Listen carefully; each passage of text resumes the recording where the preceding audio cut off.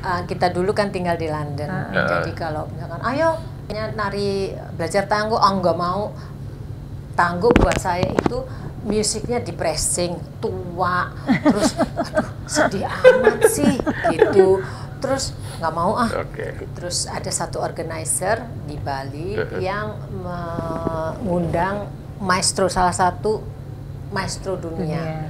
Pada saat saya nonton, saya terkesima, terpesona, posturnya dan segala macam, attitude. Itu saya terpesona. Terus pada saat mereka menari, apalagi. Terus saya bilang sama suami saya mau ngambil kelas.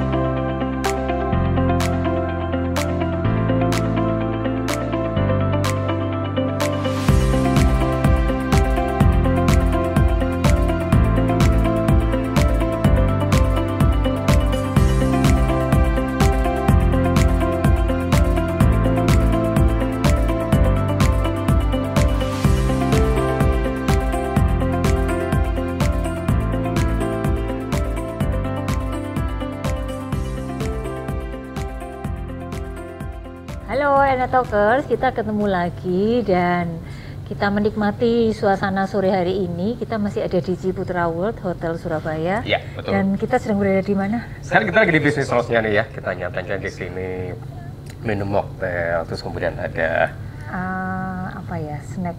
Snack ya. Kan snack ya. Betul. Kayaknya mau dimakan ya sayang, karena cakep banget ya Mbak Ratu ya. Kalau dilihat aja ntar nggak habis-habis. Iya, oke. Dan kita kali ini masih di di Ciputra World Hotel, terus dan kita sedang ngobrol dengan siapa? Betul, dengan Mbak Ratu Sukosasi. Apa kabar Mbak Ratu? Baik. Sehat Mbak? Iya. Sehat, alhamdulillah. Alhamdulillah. Terima kasih lo diluangkan waktunya. Beberapa kali nggak ketemu. Nanti jadwalnya masih di Jakarta, masih di Bali. Jadi ngide terus ternyata.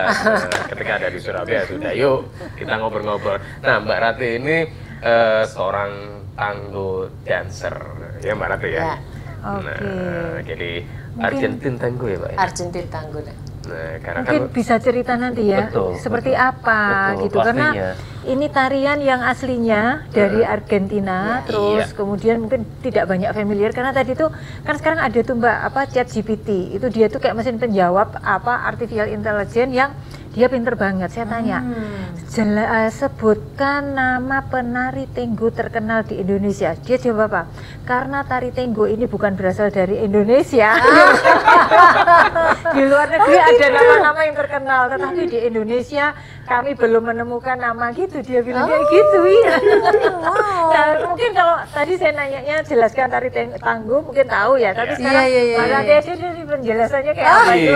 iya Mbak. Karena belum banyak orang tahu kan. Betul. Iya. Oh, lucu juga ya. Iya. Kita Apa sih sekarang Mbak tango itu Mbak? Tango yang saya gelutin sebetulnya berasal dari Uruguay dan Argentina. Buenos Aires, sorry. Jadi pada saat mereka zaman Perang Dunia kedua ya, itu mereka kan menunggu kepulangan mereka terus di port itu, di pelabuhan itu. Nah mereka mulai laki-laki kan, makanya kadang tango itu dibilang man dance. Jadi asalnya dari situ. Jadi mereka berkumpul di situ, minum-minum, terus habis itu saling menghibur dirinya masing-masing, menghibur sesama each other itu. Mereka menyanyi atau main alat-alat. Makanya tango itu kan musiknya kan banyak sekali.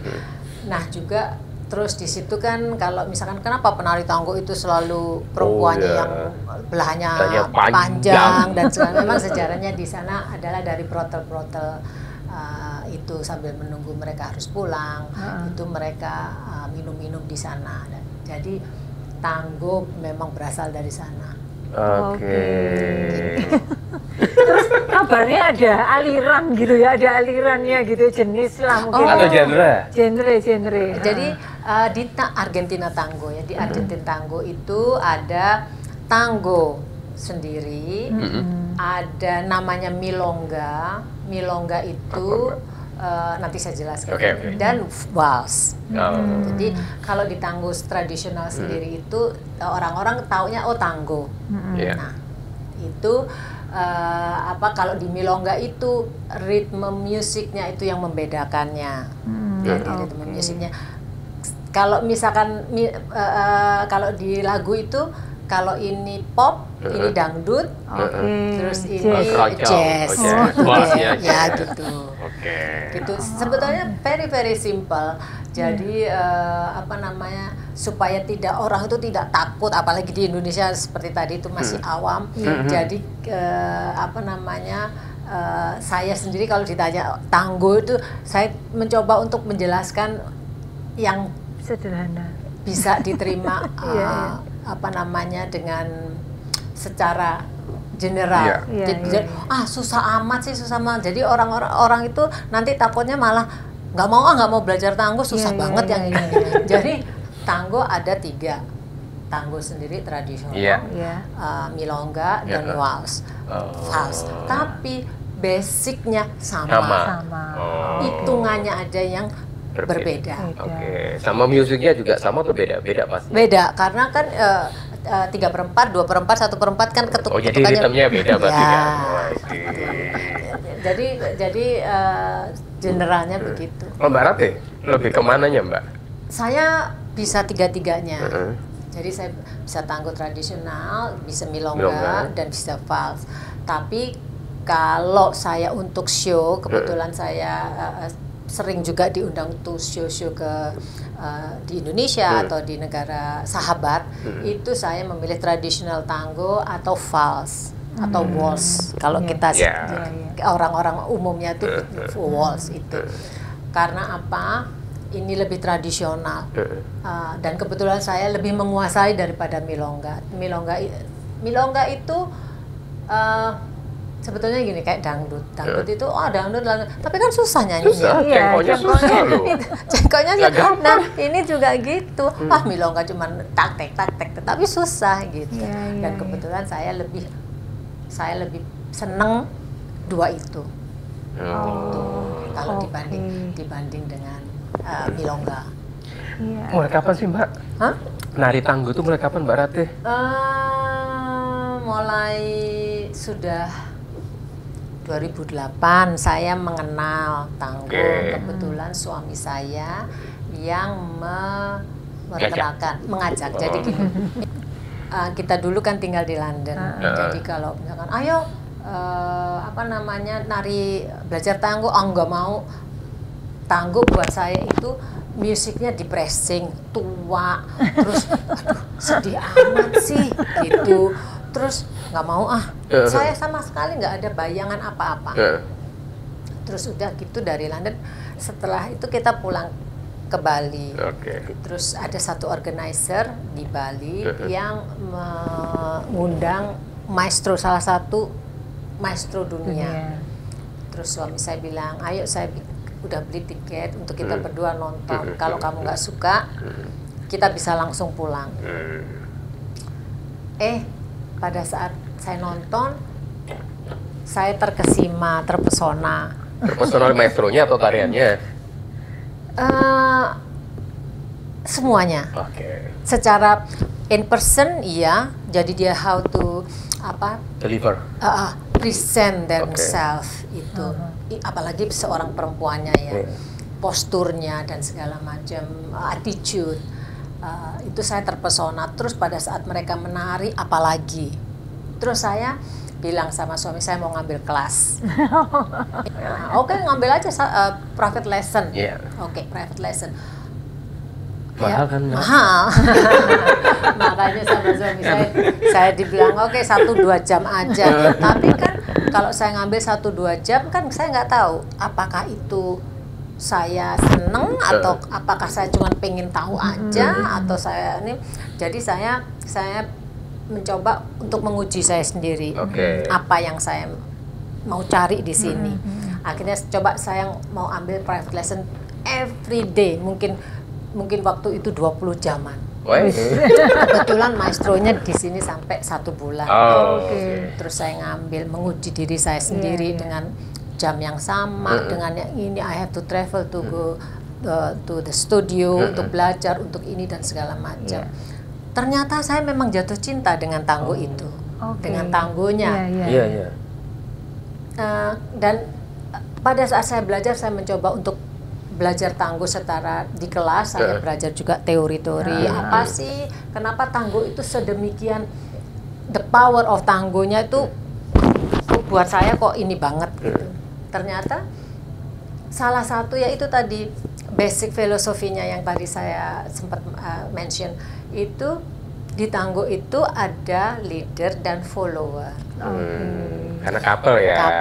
Tango couple, jadi beda dengan tarian yang lain yang non couple. It takes two to tango. Jadi leader itu yang laki-laki, follower saya. Soalnya saya memang memposisikan diri saya sebagai follower. Nah, sebagai seorang follower yang baik, kecuali kita mempunyai teknik-teknik step yang pakem atau fundamental, kita harus bisa propose kepada si leader bahwa jadi gini, leader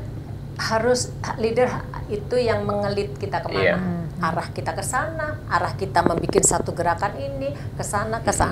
Itu tanggung jawabnya leader dan haknya leader. Sebagai seorang leader yang baik, dia harus tahu kemampuan si follower ini. Jadi dia nggak bisa seenaknya, pokoknya tak ajak aja ke sini, nggak boleh egois, ya kan? Jadi dia harus tahu kemampuan si follower itu di sini, sampai di sini saja. Dan follower itu in person apa yang dia harus bisa tampilkan supaya si follower ini shine, gitu. Nggak sekedar geret sana, geret situ, gitu. Nah, sebagai seorang follower yang baik, dia harus tahu, my leader wants me to go there, wants me to do this. Dia mau saya begini, saya begitu. Tapi saya sendiri, saya harus bisa mempropose. Sebentar ya, leader. Saya lebih senang di sini. Let's enjoy the moment we are here. Jangan ke sana dulu, jangan sini aja gitu. Secara kasarnya atau secara gampangnya itu begitu. Jadi kita berdua harus komunikasi. It doesn't have to be ngomong dengan suara. Jadi kita komunikasi dengan embrace kita, dengan nafas kita harus bersama-sama.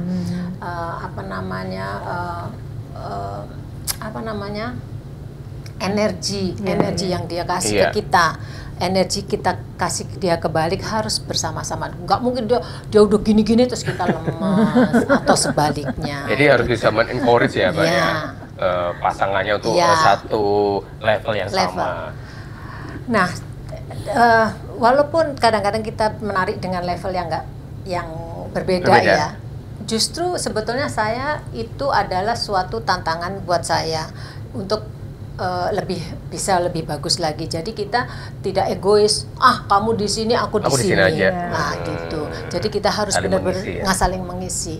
Nah, coming back to tadi itu leader and follower itu di kehidupan sehari-hari sebagai seorang suami dan seorang istri memang adanya begitu. Jadi kan kalau saya selalu memposisikan suami saya sebagai leader, walaupun saya juga kadang-kadang sebagai leader juga. Tapi dia juga harus tahu bahwa saya nggak senang, saya juga harus tahu dia nggak senang apa jalur-jalur apa yang kita tidak boleh. Gitu. That's one of the basic philosophy yang saya jatuh cinta. Membuat saya jatuh cinta di tango. Awalnya skeptis ya. Itu dah. Tarik apaan? Kok desperate banget. Kan musiknya seksi banget kan Iya. tango itu kan, Mbak. Tango musiknya itu ini banget ya, Iya. menyentuh hati, jiwa dan raga.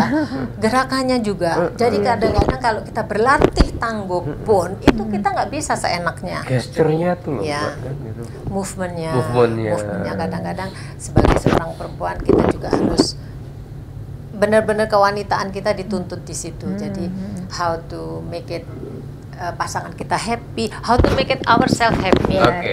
Gitu.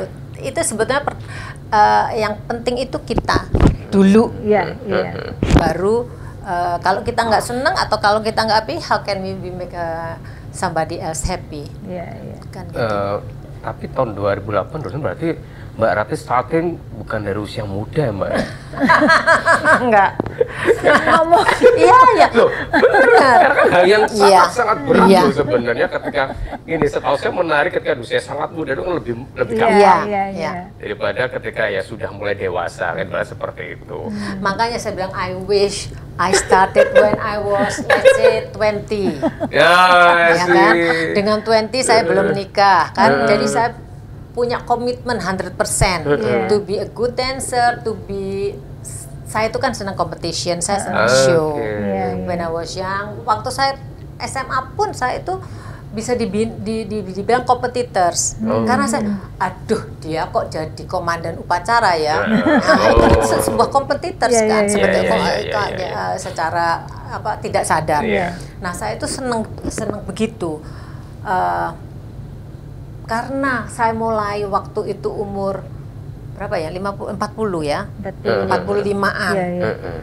Sudah punya anak, 2, sudah punya pekerjaan yang menuntut tanggung jawab dan pemikiran saya. Jadi komitmen itu sudah tidak 100%. Kalau misalkan saya memulai lebih muda, 20 tahun mungkin, saya udah tahu aiming saya, misalkan saya mau compete di Buenos Aires, saya mau ke sini, mau ke situ ke sini gitu. Tapi karena itu semua udah saya how to make myself a good dancer,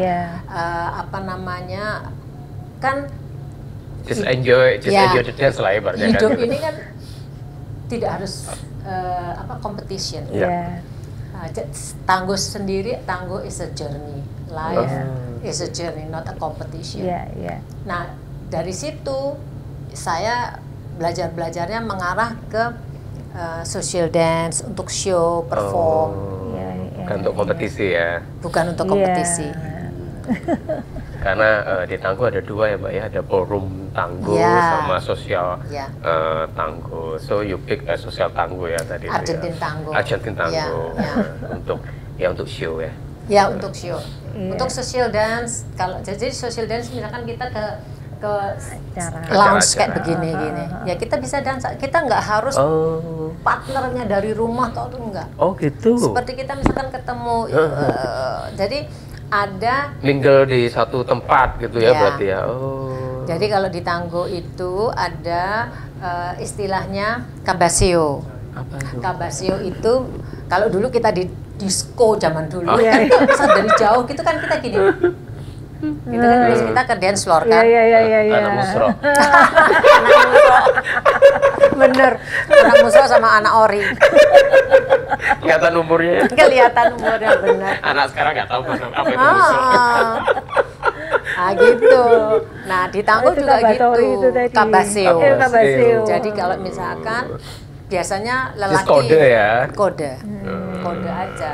Jadi biasanya kalau laki-laki itu mengundang kita dengan mengangguk ini atau dengan gitu atau dengan gesture yang gitu. Atau mungkin mendekat tangannya. Enggak. Justru enggak ya. Kalau jadi itu dari jauh misalkan kita ini ya kita ketemu di dance floor. Tapi kalau misalkan lelaki itu nyamperin saya, ngajak gini, kan saya belum tentu mau dansa sama dia. Jadi kode dulu ya. Kode dulu sama-sama baru. biar nggak malu. Exactly. Dapat rejection kan Nah itu. Nah kadang-kadang pun kalau misalkan saya duduk ada berapa gitu, kita harus gini. Atau kita gitu. Lah tiba-tiba yang dia sebelahnya kita. Kayak menyapa dengan siapa sampai kita, bukan kita. Itu. Ayo izin. Hal-hal yang kayak gitu namanya kabaseo. Istilah-istilahnya. Iya Mbak. Mbak, lah itu kan dulu terus tadi latihan berapa intensif 20 jam gitu kan ya. Terus sampai akhirnya Mbak jadi menekuni itu kan teknik ini kan harus diasah terus nih. Itu ngasahnya di mana? Sementara kalau yang mungkin saya tahu di Indonesia nggak terlalu banyak. Nggak terlalu banyak kan. Dan ya yang tadi juga sempat mungkin cerita jumlahnya nggak terlalu banyak, bisa dihitung dengan jari gitu Mbak. Setelah saya 20 jam ya memang saya mau menekunin tarian ini karena saya udah jatuh cinta sekali. Jadi kalau di Tangguh itu kita udah lupa mau belanja apa, mau beli apa, mau ini, lupa. Sudah di dunianya sendiri ya berarti ya. Jadi di mana ya ada maestro yang terdekat. Let's say Singapura, ya udah terdekat Singapura untuk belajar. Ini apa festival yang terdekat Jepang. Berangkat. Itu dulu gitu. Nah, makanya itu saya memberanikan diri mengundang maestro. Jadi saya memberanikan diri untuk mengkoordinasi sebagai organizer, Tangguh organizer. Saya lakukan mulai tahun 2009. Saya bikin The Passion of Tangguh Night dengan mengundang maestro dunia yang pada saat itu benar-benar top di dunia. Jorge Torres waktu itu datang ke Jakarta.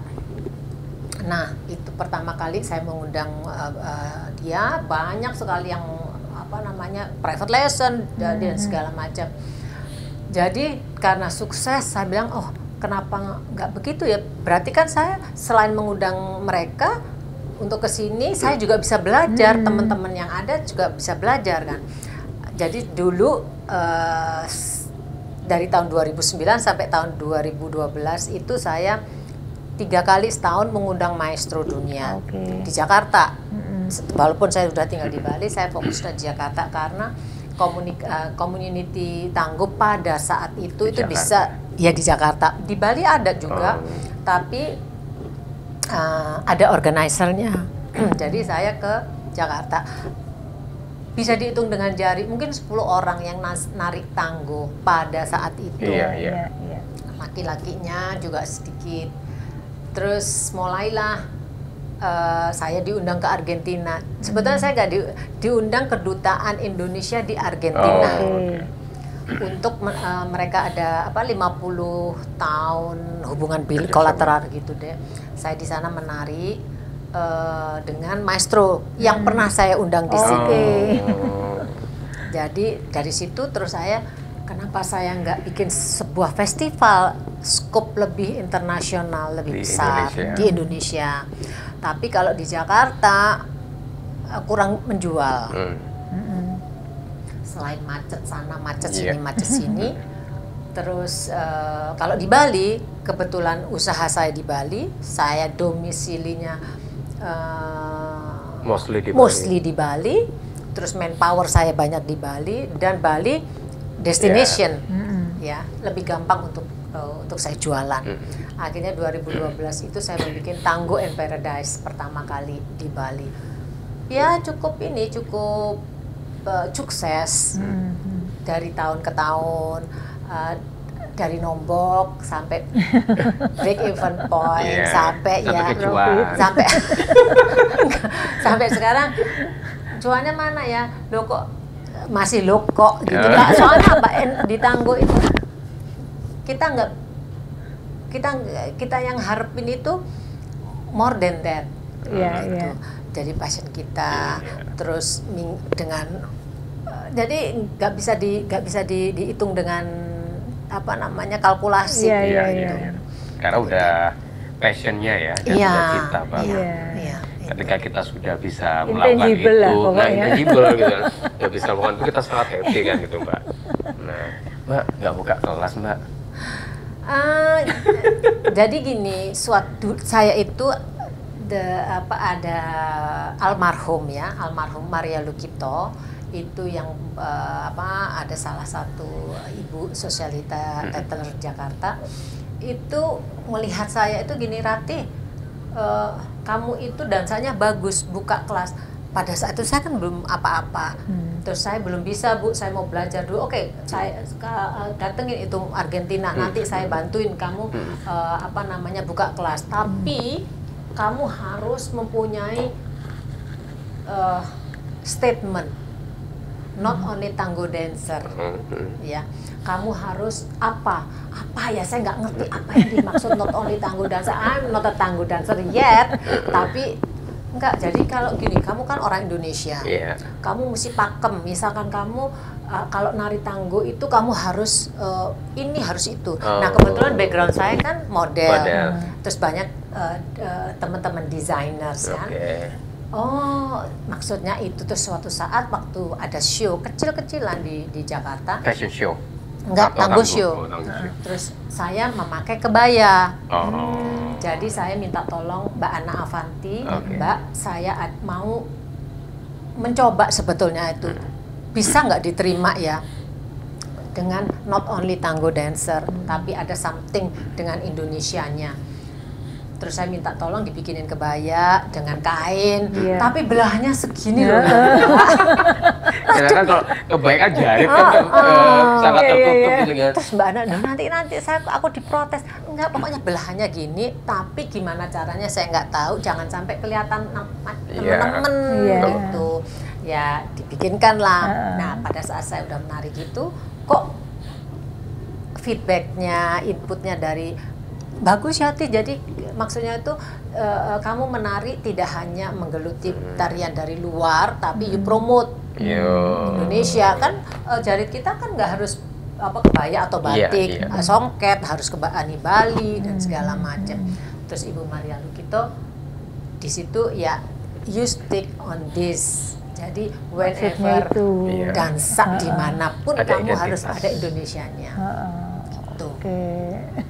Terus buka kelas itu pengen sih, karena dengan buka kelas atau dengan ngajar itu berarti kan saya belajar improve my teknik, terus sharing my knowledge. Tapi ya itu, saya tuh masih nomaden gitu loh. Suka kemana-mana ya. Jadi di Bali masih membutuhkan ini, apalagi sekarang saya di Surabaya untuk ibu saya, terus di Jakarta juga harus ada ini, plus mengkoordinasi tango event. Saya fokus sekarang di Bali untuk 1 tahun sekali, skalanya lebih besar lagi. Jadi saya sebagai guru itu kan harus komitmen, disiplin, tanggung jawab. Nah itu yang saya belum bisa dapetin. Jadi kalau ada teman-teman grup gitu, ajarin tango, oke, saya ajarin tango basic step ini. Tapi saya nggak bisa ya, saya nggak komitmen waktunya. Intensif. Iya, jadi harus gini. Gitu saya belum bisa. Jadi misalkan kapan kita ketemu, yuk cus basic. Terus ada juga saya punya asisten yang bisa. Tapi untuk membuka sekolah, saya komitmen soalnya. Tanggung jawab. Betul. Tapi kan ibaratnya saya nggak disaringkan gitu loh, Mbak. Hah? Saya nggak disaringkan. Iya. Atau bikin ini kelas tapi video. Wah. Iya, basic juga gitu. Kan, basic karena saya juga ngelihat. Jadi waktu pandemik itu guru-guru saya Rati, jadi saya online sama mereka, Online kelas. Iya, dari Argentina, ada tergantung mereka lagi di mana. Ada yang mereka terdampak, terisolasi. Ya, itu juga sebetulnya ini sampai sekarang bikin dong ini aja, let's say tutorial, basic stepnya 1, 2, 3, 4, 5, 6 basic step tango. 8 basic step tango. Part kedua apa, part ketiga apa, Mbak? Sebetulnya saya udah bikin buku. Bukunya itu juga gitu. Saya tulis sedemikian rupa yang dibaca itu nggak, yang apa ya tadi ya? Nggak. Pokoknya orang baca oh iya, ngerti.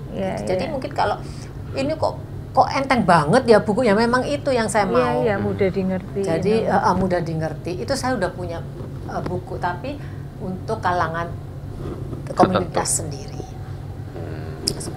Mungkin ya next bikin kelas online lah. Iya, Mbak, bikin kelas online. Jadi part 1 basic ini, part 2 basic apa, jadi ada banyak part kan gitu, banyak chapter. Tutorial gitu tuh kan saya nggak harus punya gini kan? Enggak. Iya, Mbak.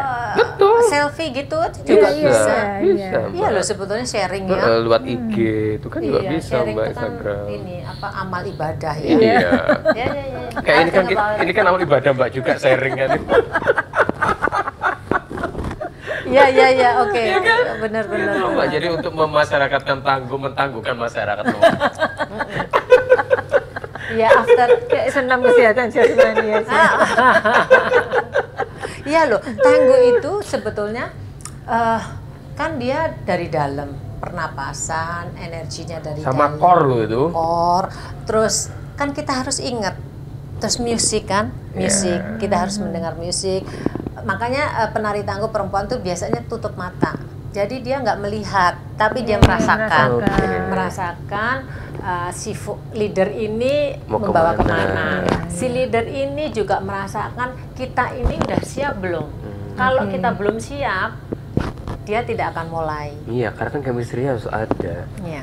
Gitu, iya. Kan. Gitu. Jadi apa namanya feeling. Iya. Kalau di rumah atau di keseharian gitu, Mbak. Di sini kalau Tangguh dengan siapa? Dengan suami? Kalau di rumah saya latihan walaupun setengah jam. Saya latihan ya ini deh basic gitu, jalan apa ada istilah-istilah gerakan-gerakan tertentu yang di Tangguh yang selalu kita pakai.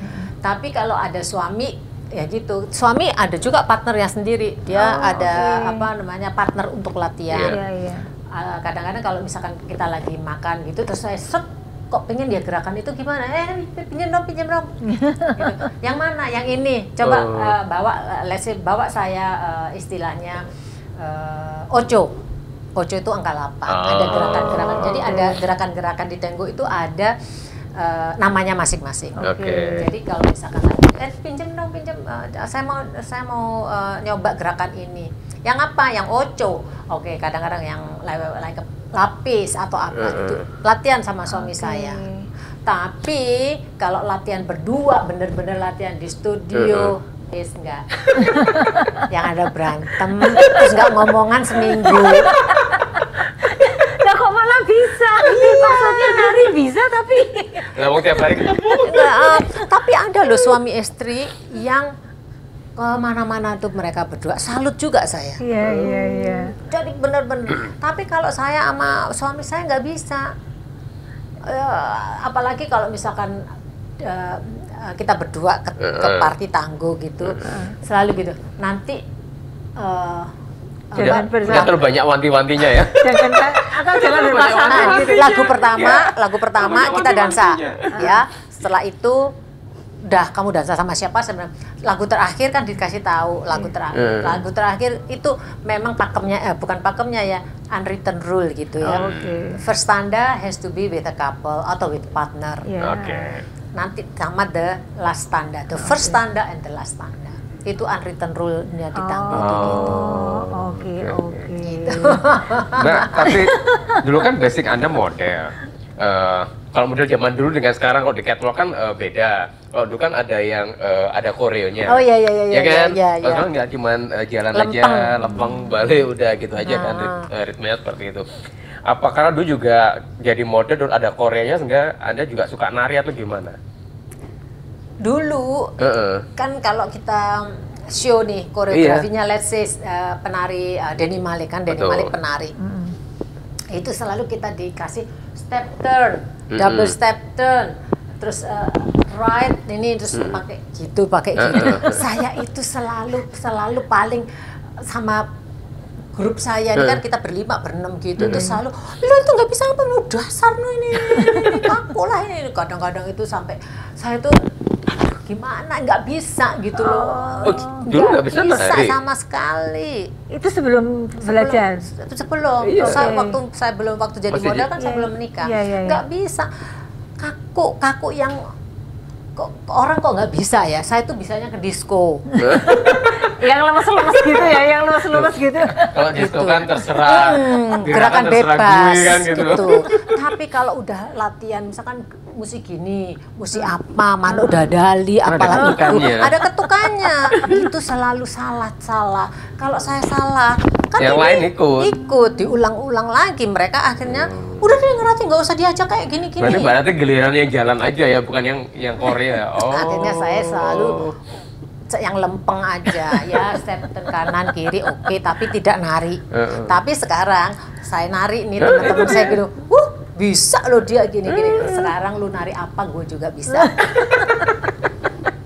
Dulu itu kan kalau orang bilang itu kan otak kanan ya. Iya. Jadi yang gitu ya, iya. Kinestetik itu kanan. Kok ya bisa gitu loh sekarang saya. Kan aneh. Saya kira dulu ketika masih aktif di model itu ya ikut yang Korea-Korean itu. Sampai kadang-kadang itu dijenggut. Lu tuh ya bikin salah aja, nggak pulang-pulang deh kita. Dan latihannya bisa berhari-hari. Latihan, iya zaman dulu ya. Sekarang sih ayo aja deh. Gitu. Iya. Oke. Mbak, nanti setelah minum ceritain ya. Apa namanya, ini kan kayak Mbak ini apa ya, nggak banyak orang atau teman-teman ini yang kemudian berani lah ya, berani untuk kemudian menjadi kayak pekerja seni kayak gini ya, apalagi dancer gitu, terus dengan aliran-aliran tertentu yang nggak banyak orang peminatnya gitu ya.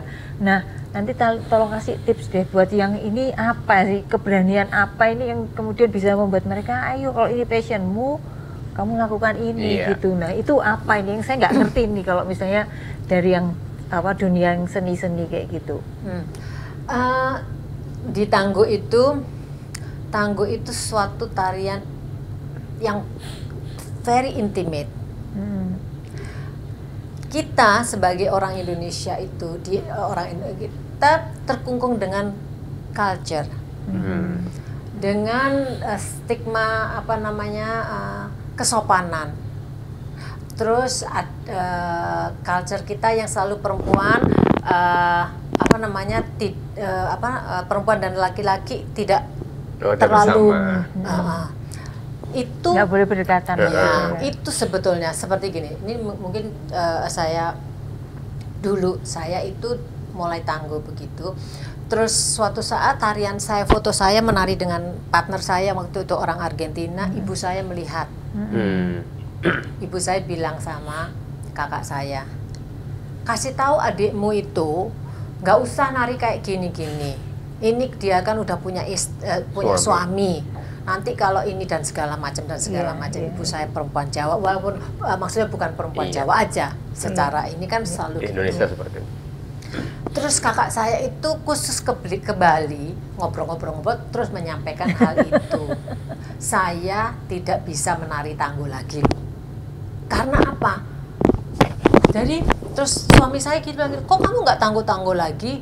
Saya bilang sama suami saya itu kemarin kakak gini, ibu itu begini. Oh gitu, ya udah nanti saya yang matur ke ibu. Karena apa?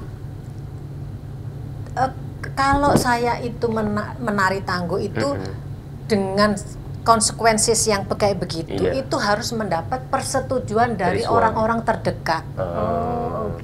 Nah, orang-orang terdekat seperti suami atau anak dan segala macam, saya dekat sekali dengan ibu saya, jadi mempengaruhi.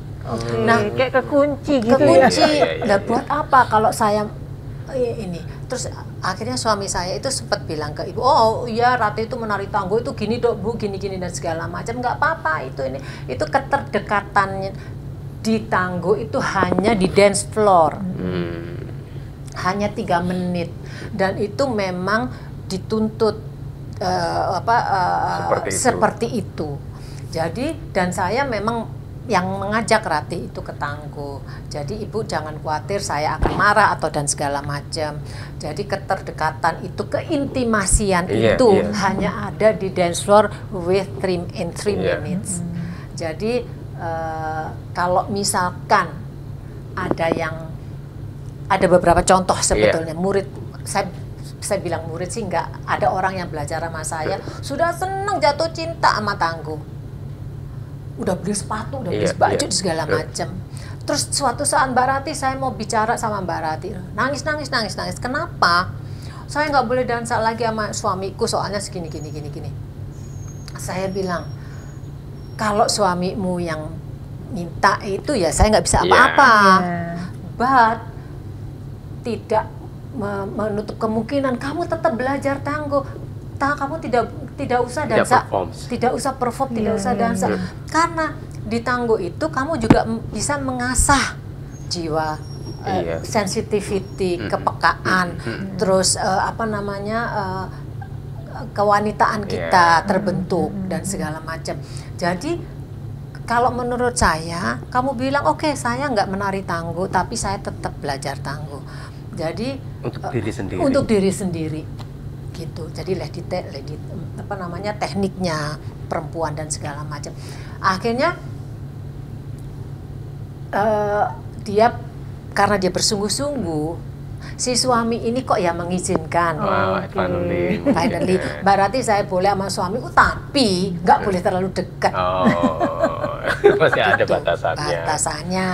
With respect, gimana itu. Dan menari tango sebetulnya memang harus dekat, tapi tidak menutup kemungkinan kita itu menari tango tidak berpegangan sama sekali. It's feeling. Jadi feelingnya dia nggak usah bersentuhan, bisa juga. Konektivitasnya ada.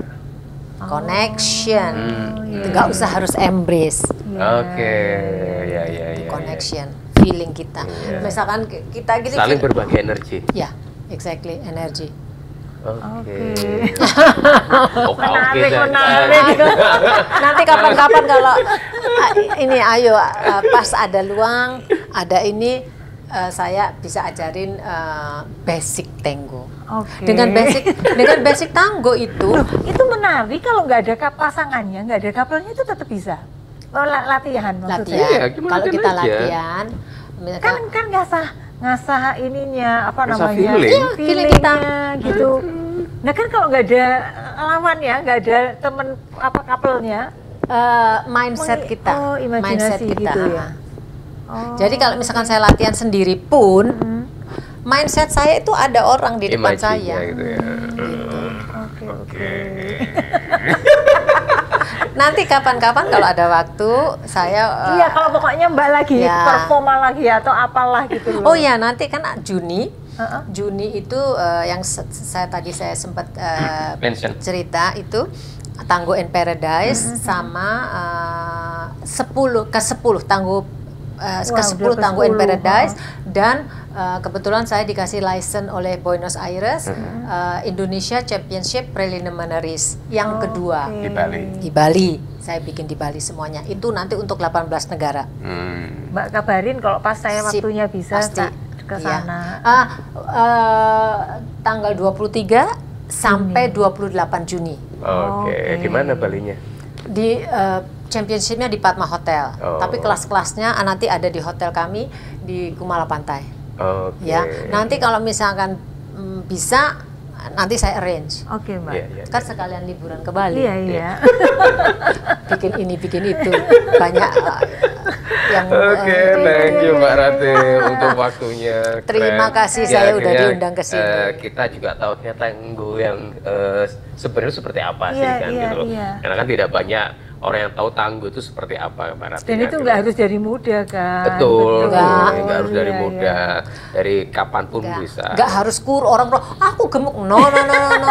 Tango itu nggak harus gemuk, nggak harus kurus, nggak harus tinggi, nggak harus cantik, nggak harus luwes atau nggak harus kaku, no. Tango bisa kalau kita udah bisa, ngapain kita mesti belajar? Kan harus dari bawah. Tango kita nggak bicara dia cantik, dia ini, dia pakai baju ini, dia ganteng, dia enggak. kita bicara passion, connection. Kalau dia dansanya bagus, dia ganteng, dia cantik, pasti ngantri. Oke. Mbak, ini prospek Tangguh dikembangkan di Indonesia gimana? So far sih saya fokusnya ke Bali. Di Jakarta itu ada beberapa teman saya yang sudah mulai jadi organizer di Jakarta. Ada beberapa cukup menggembirakan yang saya juga support. Kalau misalkan saya ada maestro datang ke Indonesia sekalian ngajar saya, ngetrain saya bawa ke Bali, ke Jakarta, saya kasih mereka untuk ayo nih ada maestro Tangguh nih, kamu ini dan segala macam. Cukup menggembirakan di dua kota itu, Jakarta dan Bali. Sebetulnya di Surabaya ini cukup besar potensinya karena kan banyak sekolah dancer ini, sekolah dancer itu. Tapi memang saya tuh mau cawe-cawe gimana, orang saya juga nggak bisa komitmen. Itu makanya tadi saya nggak buka kelas, Mbak. Itu. Oke. Kalau sesekali boleh. Gitu. Mudah-mudahan. Sukses ya Mbak Ratih untuk Tangguhnya dan untuk eventnya nanti di bulan Juli nanti. Dan semoga Tangguh juga semakin berkembang di Indonesia. Amin. Dan bisa membawa delegasi Tangguh untuk ke kejuaraan-kejuaraan di dunia internasional. Amin. Cukup menggembirakan. Thank you juga untuk Ciputra World Hotel Surabaya yang di kawasan Majen Sukoro, kawasan Surabaya Barat lah ya Bu Novi ya. Jadi kalau Anda ada bisnis trip di Surabaya, terutama di daerah kawasan Majen Sukoro dan Surabaya Barat, bisa stay di sini. Dan ada meeting roomnya juga di sini, dan ada paket meeting juga di sini. Ada ballroomnya juga. Betul. Dan kalau membutuhkan ballroom atau convention hall yang lebih gede, nah di sebelahnya juga ada di mallnya. Itu convention hallnya gede. Jadi Anda bisa menginap di sini, acara di convention hall di mallnya. Dan Anda nginap di sini, Anda bisa jalan-jalan ke mallnya. Kan gitu. Dan buat keluarga juga enak, jadi keluarga bisa jalan-jalan ke mall, Anda bisa bisnis meeting di sini. Itu. Dan selama Ramadan juga ada paket buka puasa bersama mulai dari Rp288.000, dan itu di lantai 7 enak-enak banget. Kemudian juga ada paket menginap ketika selama Ramadan, itu ada sahurnya juga, kemudian ada buka puasanya juga. Kalau Anda nggak berpuasa bisa breakfast. Kemudian ada bisa juga menikmati fase seperti di bisnis lounge ini ya. Mau meeting atau apa, ada bisa appointment, arrange mau meeting nih saya di bisnis lounge seperti yang sekarang kita lagi ada di sini. Itu tempatnya sangat gede ya Bu Novi ya, Mbak Ratih ya, dan nyaman dan luxury banget ya kan. Privacy juga. Jadi Anda bisa nyaman meeting di sini. Terus juga di seberang sana ada pool dan gym. Oh, pantesan. Tadi orang lalu lalang. Poolnya itu menghadap ke Gunung Arjuno sama Penanggungan, jadi keren banget kalau pagi itu. Nah, jadi Anda bisa berenang di lantai 22. Jadi di top levelnya ya. Iya. Oke. Itu terima kasih Talkers untuk menikmatin obrolan terkait dengan Tangguh dengan Mbak Ratih. IG-nya apa Mbak Ratih kalau misalnya ada yang pengen nanya tentang Tangguhnya? Tentang Tangguh in Paradise. N-nya pakai in. Tangguh in Paradise. Oke. Atau ada dua, Tangguh in Paradise dan Indonesia Championship Preliminaries. Oke, jadi ada dua IG itu bisa Anda follow untuk mengikuti terkait dengan perkembangan Tangguh di Indonesia sehingga menjadi tangguh. Tangguh. Dan jangan lupa juga untuk like, comment, dan share ya. Betul. Ya. Jadi apabila ada yang ingin tahu terkait dengan Tangguh-tangguhan ini, Anda bisa share ke teman-teman Anda. Terus sih, sampai jumpa lagi ya Bu Novi ya di episode berikutnya dengan narasumberannya. Thank you Mbak Ratih sekali lagi, sehat-sehat terus, sukses sekali untuk Tangguhnya. Sampai jumpa.